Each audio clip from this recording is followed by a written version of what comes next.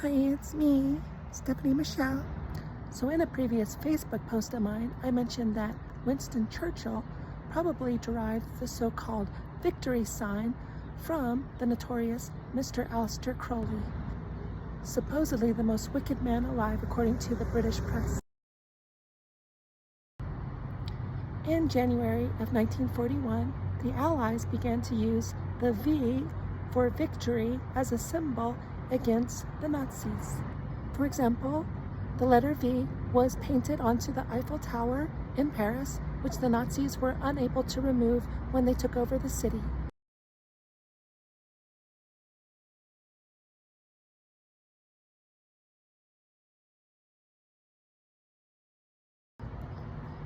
Of course, in the earliest photographs, Winston Churchill uses the victory sign with the palms facing inwards.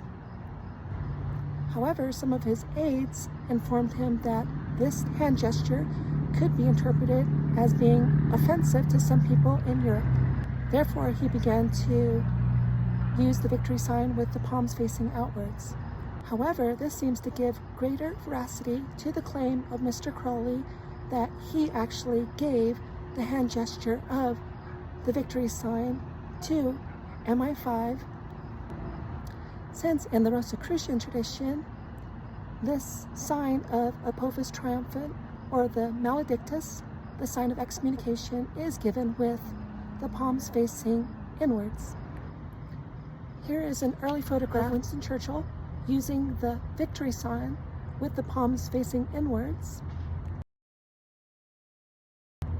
And here's a photograph of Winston Churchill later using the victory sign with the palms facing outwards.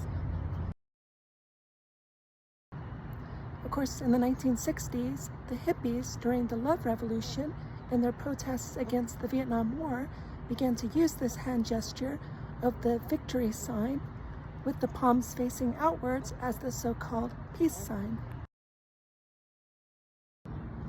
Now, probably the earliest attestation of this hand gesture comes from Eliphas Levi, where he provides a drawing of this hand gesture, which he refers to as the Maledictus in Latin, or the sign of excommunication. Here is an image of the Maledictus, or sign of excommunication. This was published in 1861 by Eliphas Levi in his book entitled Dogma et Ritual de la Haute Magie, or the High Magic in Theory and Practice, which Sir Arthur Edward Waite entitled Transcendental Magic. Of course, Eliphas Levi was a French Rosicrucian, whereas both Sir Arthur Edward Waite and Mr. Aleister Crowley were members of the Hermetic Order of the Golden Dawn, which were British Rosicrucians. Here is an image of Eliphas Levi. Here is an image of Sir Arthur Edward Waite. And here is an image of my copy of Transcendental Magic by Eliphas Levi, as translated into English by Sir Arthur Edward Waite. Here is an image of Aleister Crowley. Now, in Mr. Crowley's autobiography entitled The Confessions, which title he took from Augustine, there is a photograph of Mr. Aleister Crowley performing this Maledictus, or sign of excommunication, in 1941. Of course, in 1913, Mr. Crowley published Liber Magic, spelled with a K, where he provided the symbolic gestures of some of the Rosicrucian grades of the Hermetic Order of the Golden Dawn. Here is an image of Mr. Crowley's photographs of those Rosicrucian grades, which included the swastika and the victory sign. This included the symbolism of Osiris slain, Isis mourning, Apophis triumphant, and Osiris risen.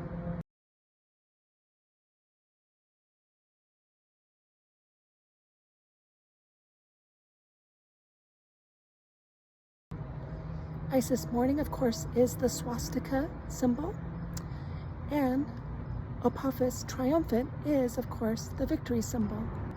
Interestingly, of course, the sign of the swastika seems to also trump the sign of the cross, or Osiris slain, just like the sign of Apophis triumphant seems to trump the sign of the swastika.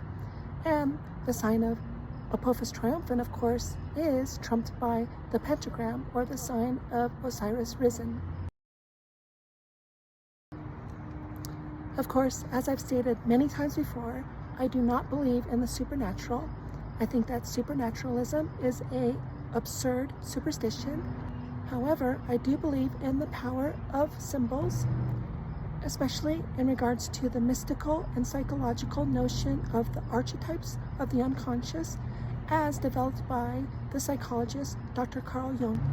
Now, over the decades, MI5 and MI6 denied any contact or association with Mr. Crowley. However, they mentioned that he may have also acted as a double spy for both the British and the Nazis. We do know, of course, that he was the head of the OTO, the Ordo Templi Orientis, which had prominent members involved with the Nazi Party in Nazi Germany at the time.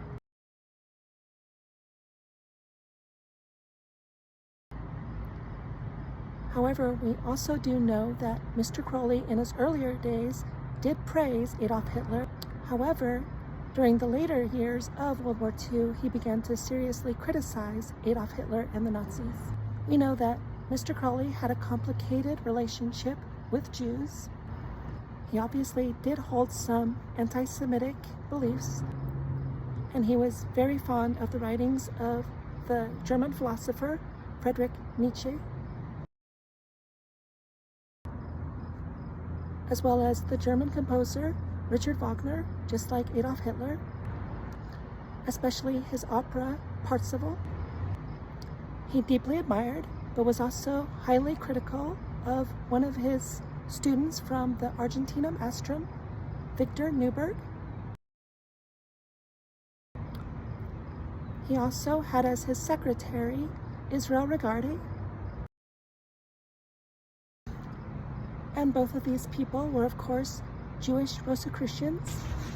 Therefore, of course, it is difficult to ascertain the facts of the matter as to whether or not Mr. Crowley actually worked for MI5 during World War II, and whether or not he is the one who gave Winston Churchill and the Allies the V sign, the victory sign, as the Maledictus, the sign of excommunication, a Rosicrucian sign historically before the Allies ever used this symbol to counteract the occult symbol of the swastika as used by the Nazis and Adolf Hitler.